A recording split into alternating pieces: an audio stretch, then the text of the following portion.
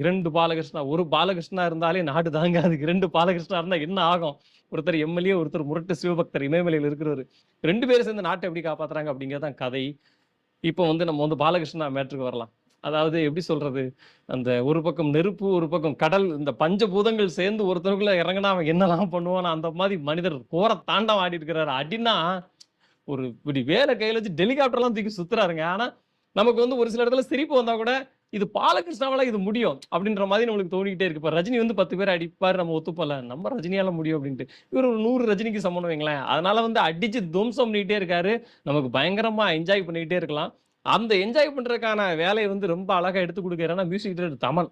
இவரு கூரத்தாண்டம் ஆடி இருக்கிறாருன்னா, அவர் இசையால சிவத்தாண்டம் ஆடி இருக்கிறாரு. பாலகிருஷ்ணாக்கு எந்தெந்த இடத்துல எவ்வளவு மீட்டர்ல வாசிக்கணும் அப்படின்னு போட்டு பயங்கரமான பேக்ரவுண்ட் ஸ்கோர் பண்ணியிருக்கிறாரு. படத்துல சம்யுக்தா மேனன் சிறந்த நடிப்ப குடுத்திருக்காங்க. ஆதியோட கேரக்டர பத்தி சொல்லி ஆகணும். அட்டகாசமா